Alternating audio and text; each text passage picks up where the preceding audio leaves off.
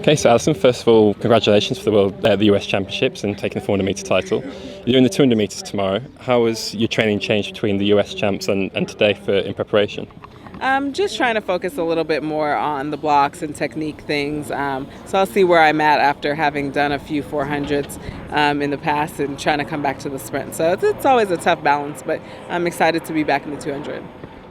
How do you manage your training so you can focus on both the 2 and the 4? Because during the season you're switching between both quite regularly. Is there certain things you have to do in order to keep on top of your endurance and on your speed? Yeah, it's a bit of a balancing act. Some days there has to be a double days to be able to get that endurance work and come back and get some sprint work in. And so I have a great coach who's really able to do both. And so I think that's really key.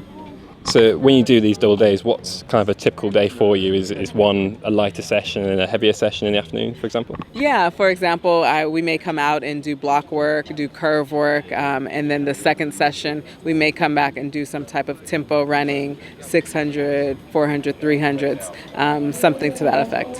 So tomorrow you're facing a world-class 200 metre field. How does the Diamond League help you in terms of your preparation for the World Championships, facing these girls week in, week out? I think it's great because you face the best in that event. And it's awesome because you do it before World Championships. You get to see what you need to work on, and you just get to see the field. And so it's always fun to line up against the best in the world.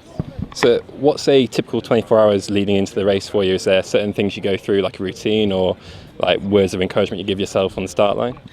Before the race, that's very low-key, laid back. I'm normally in my room watching some type of movie or something, staying off my feet. And then gearing up for the race, listening to my music. I always call my mom. We have prayer together, and then get after it. Is there any particular type of music you listen to? And is it kind of a slow tempo or upbeat? Definitely upbeat. Anything to really get me in that zone, get me focused and motivated. So who is your biggest source of motivation? You said you speak to your mum most of the times before your race. Is she one of your biggest fans, I suppose?